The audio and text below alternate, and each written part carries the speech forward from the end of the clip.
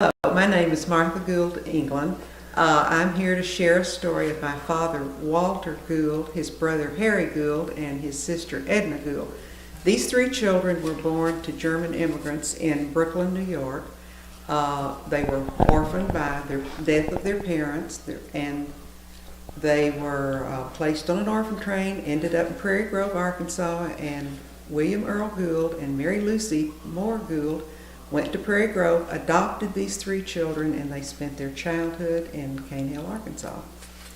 This was September of 1913. Here they are, their first Christmas. This was the Christmas card the Goulds sent out the first year they had the three children. Here they are as little farm children, now living in Cane Hill by way of Brooklyn, New York. This is typical of their life. They came here in September of 1913. They were legally adopted through the Washington County Probate Court in 1917. But Daddy was 8, Uncle Harry was 7, and Aunt Edna was 5. So the Goulds went to Prairie Grove, chose my father and my aunt, and the children began to cry. And they asked why, and they pointed to their brother Harry and said, "He's our brother too." So they took all three of them. And I found later some information that my uncle wrote about their trip from Prairie Grove to Cane Hill. They rode in a buggy. They were from Brooklyn. They were city children. They were scared of animals. This was a farm life, acreage on a farm, a house. They'd always lived in a tenant. They grew up here, and Daddy was in 3rd grade when they entered school. And he made 2 friends, Jim Truitt and Peg Campbell, who were in 3rd grade, and those 3 became lifelong friends. And my father would come back here. He lived in Fayetteville for most of his adult life, to Pioneer Days, and he would always meet Peg and Jim, and they would always, get together and have a little family reunion. So the children lived here until they were adults, and we are very, very pleased that they were adopted by the Gould family. They gave them a very loving, secure beginning. They were raised, they educated them, they went to church here, there was family here. Lucy Moore Gould's family were the Moores and the Pietts were some of the original people in Cane Hill. So they had lots of cousins, but they had lots of friends. And as I said, this is partly gratitude to the community of Cane Hill for the acceptance they had of these 3 children. They felt loved and they felt accepted.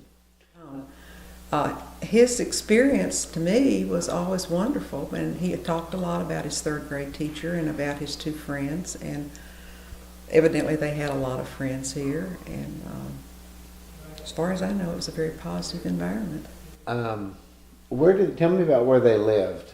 Okay, the Pike Moore house that was up on the hill belonged to Lucy Moore's family.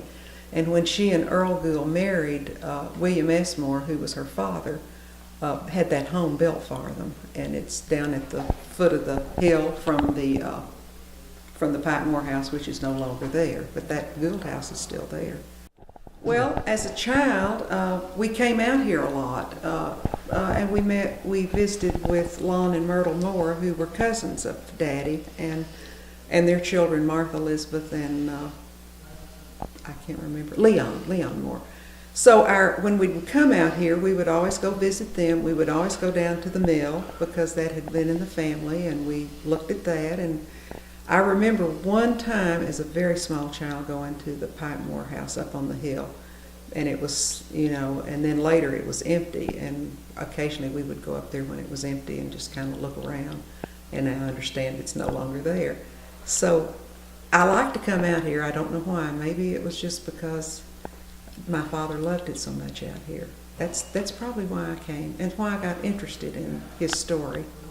Well, one story he told that when they first moved here, of course, all the animals were strange to them, and he and his brother went out and found a little black and white furry animal, had no idea what it was, and took it back to the house. Of course, it was a skunk, and he said that they had to bury their clothes and they were scrubbed. They had no idea what they'd caught. They let the skunk go. He liked horses, and they had a farm, so they had.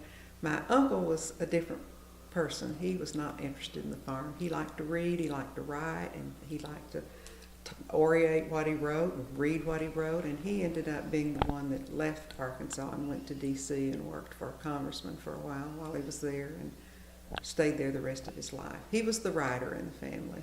My father was Walter Earl Gould, who was born Walter William Pothost, which was German, and when he was adopted, his name became Walter Earl Gould. Of course, the Earl was Earl Gould, his father.